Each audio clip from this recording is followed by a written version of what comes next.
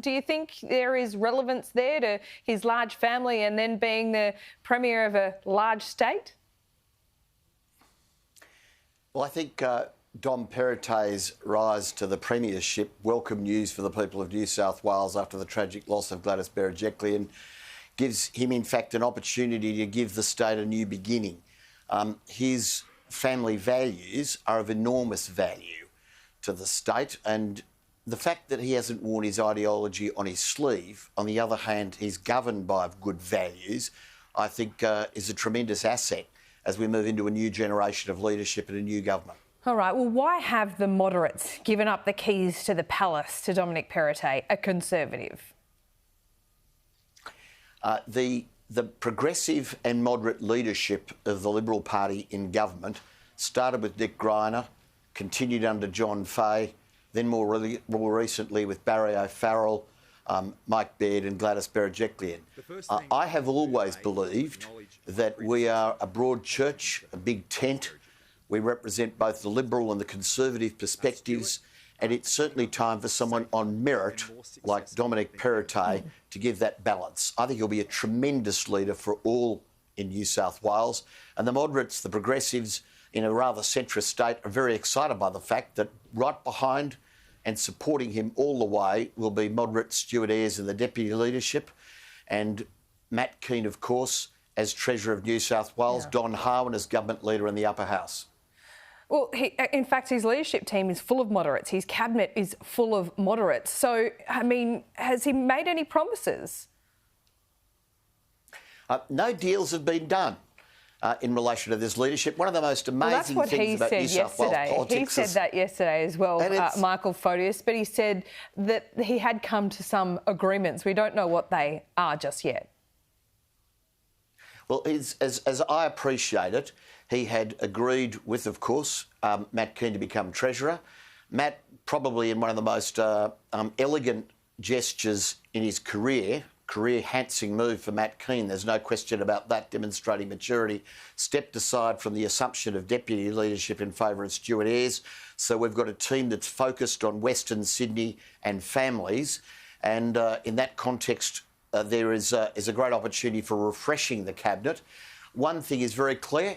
The Premier will bring more women into the cabinet, as he should. OK, well, we saw that yesterday. But we did hear Rob Stokes make a commitment of 50%. Dominic Perrottet didn't go that far. Well, the Liberal Party doesn't believe law in quotas. And so we won't pick a figure out of the air like 50%, but certainly we need more women on merit in cabinet, and we need them now. And the Premier will be reshuffling the cabinet as the year draws to a close in summer after the dust settles on by-elections. Yeah. And, of course, members in the current cabinet determine whether or not they're going to the next election. So we've got a battle-ready team to lead the state in its last year in this current term. Well, it seems that Dominic Perrottet this morning, less than 24 hours in the job, he's certainly the leader. But are the moderates the ones really in charge, really pulling the strings? Dom Perrottet is the Premier and the leader of the parliamentary party. He has the complete support across the party lines. I mean, a party that can't govern itself can't govern the state, a point I've made quite often before. And in contrast, frankly, to the federal coalition, the New South Wales Liberals have been able to transition leadership without any challenge. Neither Barry O'Farrell, Mike Baird or Gladys Berejiklian left in circumstances where their departure was governed by the party room. They chose to leave of their own volition, and there's been an almost seamless transition accordingly. The moderates, the centre-right and the right are all completely behind Premier Perrottet as he takes us on a new beginning. Well, we'll see about that, because I know that some aren't that happy with how the deals were done over the weekend. Do you sense some disquiet that deals were done with Matt Kean and Stuart Ayres, and some were left out, some were told late? I mean, is that really how democracy should play out behind the scenes? Well, democracy was played out. The party room had choice. And Rob Stokes, who's a tremendous minister, an absolutely tremendous minister, and well respected by Dom Perrottet, Stuart Ayres and Matt Kean, gave the party choice. So it was democracy in action. The result was convincing. So for some to suggest that it wasn't inclusionist is fundamentally wrong. If that would have been the case, you would have seen voter dissent in the party room. 39-5 is as convincing a leadership outcome as I've probably seen in the history of the party. So it was almost an unopposed election in that context. I think everyone was consulted round the clock over a very long weekend in October. And naturally enough, some will be reflecting on opportunities missed. But in the end, everyone's come together, and that's in the best interest of the state of New South Wales and the Liberal Party. The National Party will be undertaking, as we speak, another seamless change of leadership. They will in about 10 minutes' time. It was notable that Matt Kean walked into this meeting yesterday with a large contingent of his moderate faction. Do you think that was an enduring reminder to Dominic Perrottet of just who got him to the top job? No, it's a demonstration of support by the moderates. I can say that unequivocally. A complete demonstration of support. That's the reason why so many were gathered there to support Dom Perrottet's elevation.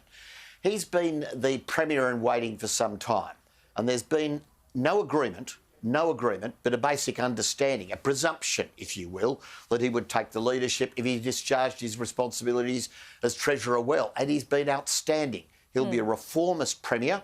He'll be a Premier for Western Sydney. He'll give families a real chance, particularly with housing affordability at the top of the agenda. I think we're going to see an assertive, activist, new age leadership. In fact, Dominic, Matt and Stuart, it's a little known fact, were all born within a year of each other. I think they're going to be a great team.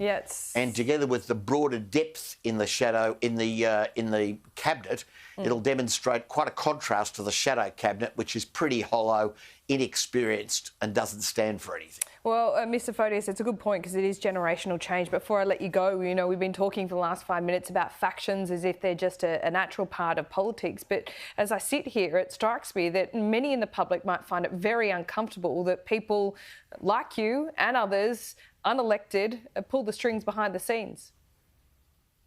Well, I don't pull any strings behind the scenes. The election of this leadership is done by the Parliamentary Party exclusively. In the Labor Party, they in fact elect their leaders from a joint vote of the members of Parliament and the organisation. We've maintained the primacy of that role in the hands of our elected MPs. But let me make this point. Factions have existed since the days of ancient Greece. Doesn't make them Parties in a parliament are merely factions of the parliament. And within every faction there is a faction. And so it is inevitable. So it's just honest, frankly, to recognise the existence. Factions exist in the Liberal Party, the Labor Party, the National Party, and now very aggressively within the Greens.